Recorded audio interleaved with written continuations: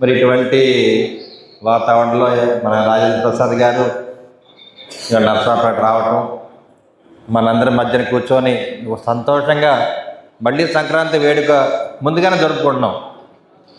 ఎందుకంటే నర్సాపేటలో ఎప్పుడు కూడా రాజకీయంగా చైతన్యవంతమైన గడ్డ ఇది. మరి అటువంటి గడ్డలో మొట్టమొదటిసారిగా ఇందాక వరదయ్య గారు మాట్లాడారు కదా, మా అన్న వరదయ్య అన్న ఫైర్ బ్రాండ్ అనమాట. కమ్యూనిస్ట్ పార్టీ నేపథ్యం ఉన్న గడ్డ ఇది. కాంగ్రెస్ పార్టీకి వ్యతిరేకంగా కమ్యూనిస్ట్ పార్టీలు పోరాటం చేశారు. అటువంటి పోరాటాల గడ్డ మీద వరదయ్య, నేను, రాజా అందరం కూడా కలిసికట్టుగా పనిచేయడం జరిగింది. అందుకనే మేమందరం కూడా మాకున్నది ఒకటే ధైర్యం, లేనిది భయం. జనాల్లోకి వెళ్ళాలి, కష్టపడి పని చేద్దాం.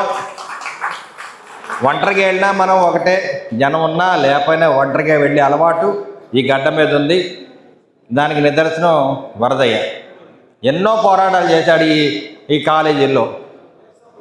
ఇక్కడ ఎన్నో ఇబ్బందులు పడ్డాడు. ఎంతోమంది ఆయన అటాక్ చేయడం జరిగింది. అంటే పోరాటం అనేది మన హక్కు. అటువంటి హక్కును మనం కల్పించుకొని మనం ముందుకెళ్ళటం జరిగింది.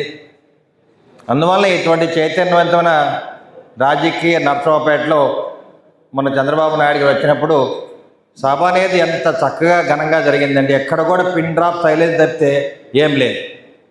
చంద్రబాబు నాయుడు గారు నిన్న వెళ్ళి కలిసి మరి థ్యాంక్స్ చెప్పడానికి వెళ్ళాను. థ్యాంక్స్ గివింగ్లో చాలా బాగా చేశారు, వెరీ గుడ్.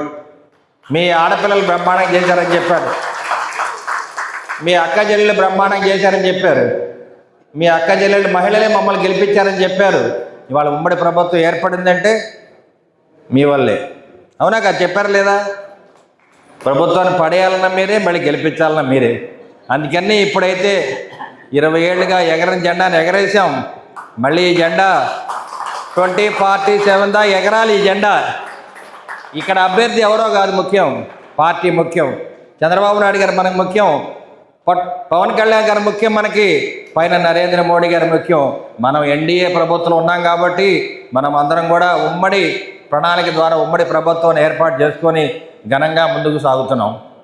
కష్టపడడం అనేది మన హక్కు, మనకి వేరే పనేం లేదు.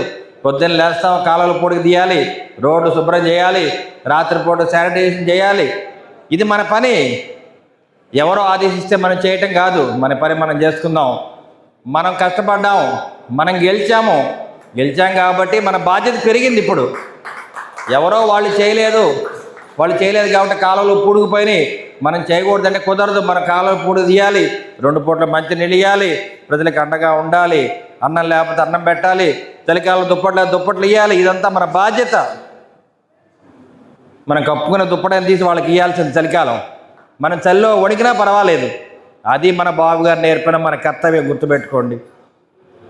మనం ఏం చేసినాం, వాళ్ళు చెప్పింది విన్నాము, బాధ్యతగా ఉన్నాం కాబట్టి మనం గెలిచాం. చంద్రబాబు నాయుడు గారు ఏమన్నారు ఎల్లమందులో? పల్నాడు జిల్లాలో మొట్టమొదటిగా మనకు అవకాశం ఇచ్చారు. ఎందుకు ఇచ్చారు? మా అక్క చెల్లెల మీద గౌరవంతో ఇచ్చారు, మా అన్నదమ్ముల మీద ప్రేమతో ఇచ్చారు. అరవింద్ బాబు గెలిచాడు. ఇక్కడ ఈ సీటు గెలవదని సర్వేలని చెప్పినాయి. అయినా కానీ ఎక్కడ మనం భయపడలా. చంద్రబాబు గారి పిలుపు, అరవింద్ బాబు గెలుపు. 6 వయసుల పిలుపు, అరవింద్ బాబు గెలుపు. కాపుల అండ, అరవింద్ బాబు కొండంత అండ. ఇట్లా మనం వెళ్ళాం, ఎన్నో ప్రయోగాలు చేశాం. ఎందుకు చేశాము? మనస్ఫూర్తిగా చేశాం. ప్రజలను మోసగించడానికి కాదు, మనం గెలవాలి. గెలిస్తే చంద్రబాబు నాయుడు గారి యొక్క మార్కు చూపించాలి మనం. ఇవన్నీ కూడా ఎందుకు అనుకున్నాం? మా అక్క చెల్లెళ్ళు అందరూ కూడా ఎంతో కష్టపడి రాత్రింబగళ్ళు 5 సంవత్సరాలు నా వెంట తిరిగారు, రాత్రింబగళ్ళు తిరిగారు. ఎక్కడ కూడా విసుక్కోవాలా? ఏందన్నా ఇది రోజు వెళ్ళటం అని ఒక్క మాట అంటారు ఎవరన్నా అనుకుంటే, ఎవరు అల్లా పాపం అమ్మాయి